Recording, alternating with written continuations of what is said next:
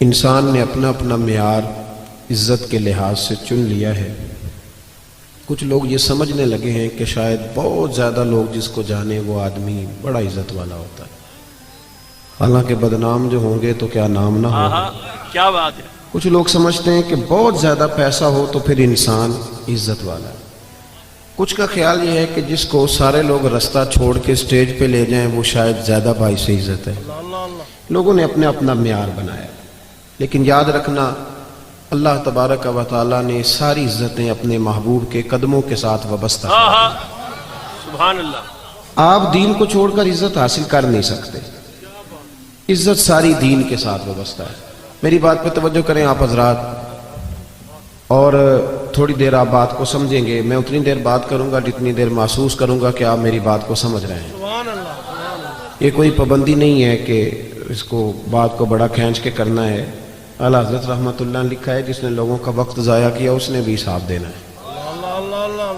تو کوئی بات اس لیے بار بار نہیں دہرائی جائے گی کہ گھنٹہ یا سوا گھنٹہ پورا کرنا ہے۔ بات ایک آپ سے عرض کرنی ہے، جو عنوان میرے ذمہ لگایا گیا اس پر کچھ بات عرض کرنے کی کوشش کرنی ہے۔ یہ یاد رکھیں کہ انسان جتنی مرضی بھی ملمہ سازی کر کے اپنے آپ کو بڑا کرنے کی خود کوشش کرتا ہے نا، وہ اتنا پیچھے ہٹتا جاتا ہے۔ عزتیں وقار یہ ہے ہی اللہ کے پاس، اور اللہ جس کو چاہتا ہے عطا فرماتا ہے۔ بے شک۔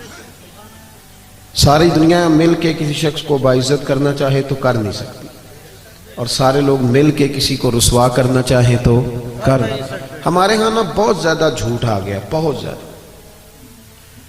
نفس نے جب تک غلبہ کیا نا لوگوں پہ تو عجیب و غریب سی کشمکش ہے، نہیں سمجھ نہیں آتی۔ پہلے یہ حال ہوتا تھا کہ لوگ سچائی میں اپنا حسن سمجھتے تھے، اب ہم جب بچی کا رشتہ دکھاتے ہیں تو کرائے کے مکان میں چلے جاتے ہیں، جھوٹ بولتے ہیں کہ یہ بھی ہے وہ بھی ہے۔ تو جب اب رشتے کی بنیاد جھوٹ پہ رکھیں گے تو اس میں پھر محبت کیسے پیدا ہو؟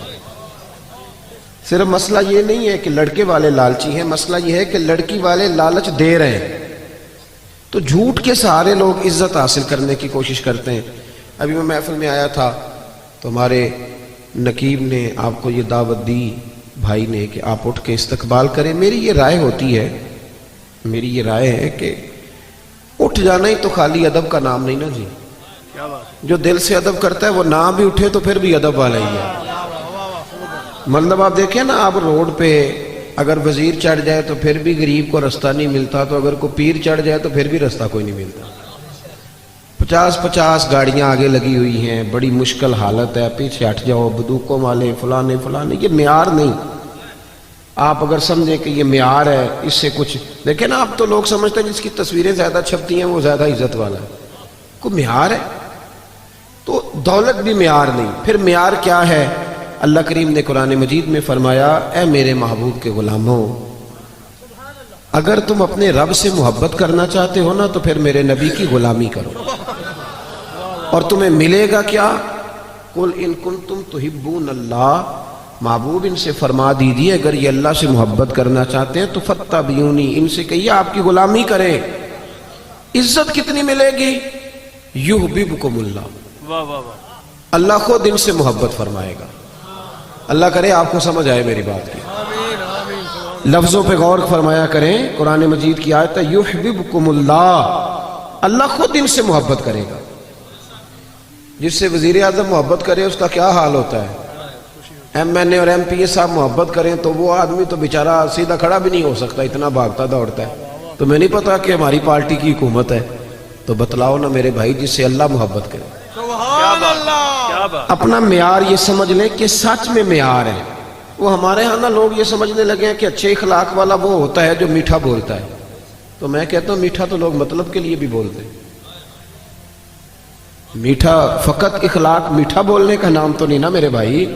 وہ جو سیل مین کپڑا بیچتا ہے نا دکان پہ، اس کی ڈیوٹی ہوتی ہے کہ گاہک جتنا مرضی کڑوا ہو تو انہیں میٹھا ہی بولنا ہے، اور جو مالک لفظ کہتا ہے وہ بڑے شاندار ہیں، وہ کہتا ہے اس کے سامنے نہیں کڑوا بولنا، یعنی بعد میں جو مرضی کرتے رہنا۔ تو یہ اخلاق تو نہیں نا کہ آپ اپنا کام نکالنے کے لیے گدھے سے بھی دوستی کر لیں، کہے میں بڑا با اخلاق ہوں۔ اخلاق تو سچ بولنے کا نام، اخلاق تو پورا تولنے کا نام ہے۔ اور سن لیں اخلاق تو مخلص ہونے کا نام. میری بات پہ توجہ کرنا. اخلاق کا بہت بڑا جز جو میرے نبی کریم نے بیان فرمایا، اخلاق کا بہت بڑا جز وہ یہ ہے کہ جو اللہ نے آپ کو دیا ہے نا، آپ اس پہ راضی ہو جائیں، اللہ عزت عطا کر دے گا. دو لفظوں میں نبی پاک علیہ السلام نے بات کو سمیٹا. ایک صحابی نے کہا تو حضور عزت کیا ہے؟ فرمایا جو رب نے تجھے دیا اس پہ راضی ہو جا تو عزت دار ہو جائے گا. عرض کی حضور ذلت کیا ہے؟ فرمایا لالچ نہ کرنا ورنہ ذلیل ہو جائے گا.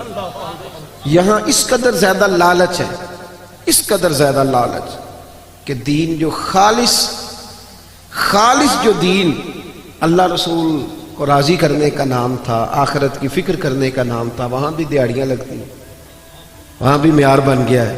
میں کہا کرتا ہوں کہ اور بڑے کام تھے، دھوکہ دے کے بندہ اور کسی طریقے سے کمائی کر لیتا کہ اللہ رسول کا نام ہی رہ گیا تھا کمائی کرنا. اسی نام پہ اب کمائی کرنی تھی، اب یہی کام باقی رہ گیا. بھائی عزت دیکھیں نا، کچھ لوگ سمجھتے ہیں کپڑوں میں عزت ہے. وہ ایک درویش نے مثال لکھی ہے، اس نے کہا کہ ایک آدمی نے نا اپنے بہت سارے دوستوں کو اپنے بیٹے کے ولیمے کی دعوت پہ بلایا تھا. تو آپ کو پتہ ہے اب جب تک آپ نے کپڑے زبردست نہ پہنے ہوں تو تب بھی مارکیٹ میں کوئی ریٹ نہیں ہوتا. یہ بھی بہت بڑا معیار ہے. اب اس نے دعوت پکائی، سارے لوگوں کو بلایا. تو ایک دوست اس کا تھا بڑا مالدار، اس کی ورکشاپ تھی. تو وہ بیچارہ گھر نہیں گیا بلکہ ورکشاپ سے ہی ولیمے پہ آ گیا. تو کپڑے میلے کچالے تھے. تو وہ جو باہر کھڑا تھا نا باڈی گارڈ، اس نے کہا تو کدھر؟ اس نے کہا میرا بھی یار ہے، اس نے بلایا. اس نے کہا میرے مالک کے تو سارے تگڑے تگڑے یار ہیں، تیری طرح کا تو اس کا کوئی یار ہے ہی نہیں، تو چھٹی کر. اس نے کہا نہیں میرے پاس دعوت آئی تھی، یہ تو بس میں ورکشاپ سے آ گیا ہوں، گھر نہیں گیا. اس نے کہا نہیں میاں یہ کوئی معیار نہیں، تیری حالت ہی کوئی نہیں. آپ کو پتہ ہے نا آج کل بندے کی قدر نہیں، اس کی جیب کی قدر ہے. محفل میلاد میں بھی آپ 1.5 لاکھ روپے آپ کو سٹیج پہ بٹھایا جائے گا.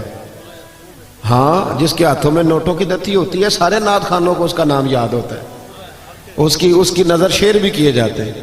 جس کے پاس پیسے نہیں ہوتے وہ تو بیچارہ پیچھے چھپ کے بیٹھا ہوتا ہے.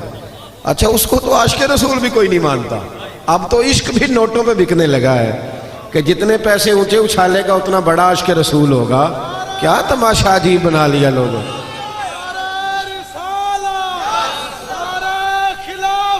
سنیں جی، اللہ آپ کو جزا دے، اللہ آپ کو سنیں میری بات. تو وہ بندہ نا بیچارہ فیکٹری سے سیدھا ورکشاپ سے ہی آ گیا. اس نے کو نہ داخل ہونے دیا، کہا بھاگ جا، میرے جو مالک ہیں ان کے تو مالدار لوگ دوست ہیں، تو کدھر سے آ گیا؟ اس کو بڑا غصہ چڑھا. وہ گھر گیا، کارٹن کا سوٹ پہنا، اچکن شچکن پہنی، اچھی طرح تیاری کر کے آیا. تو اس نے گھسنے دیا. اس نے کہا نہیں اب ٹھیک ہے، آپ کا حق بنتا ہے. وہ جب اندر گیا تو اس نے ڈونگا منگایا سالن کا اور اپنے کپڑے سالن میں ڈبونے شروع کر دیے. کبھی ویس کو ڈبوتا، کبھی کرتا ڈبوتا، کبھی بازو ڈبو. اس نے کہا یہ کیا کر رہے ہو؟ کہنے لگا میری دعوت تو نہیں، دعوت تو کپڑوں کی ہے، کیونکہ میں تو پہلے بھی آیا تھا، مجھے کسی نے گھسنے ہی نہیں دیا.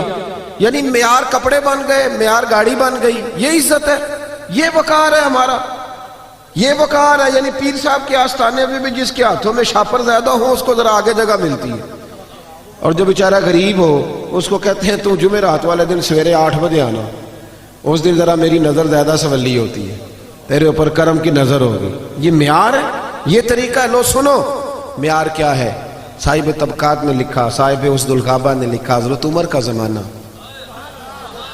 اللہ تعالیٰ نے بہت زیادہ مال دیا مسلمانوں کو. حضرت حضور اکرم علیہ السلام کے زمانہ ظاہری میں بھی اسلام پر غربت رہی. حضرت ابوبکر صدیق کے زمانے میں بھی غربت رہی. حضرت عمر کے زمانے میں بڑا مال آیا اور لوگوں کو مال ملا. میں نے ایک مضمون لکھا تھا، کبھی شاید اس عنوان پر میری کوئی گفتگو بھی کہیں موجود ہو. میں نے کہا تھا کہ فقیری وہ نہیں ہوتی کہ بندے کی جیب میں کچھ نہ ہو تو فقیر ہے. فقیر ہوتا ہی وہ ہے جو بادشاہی میں فقیری کرے.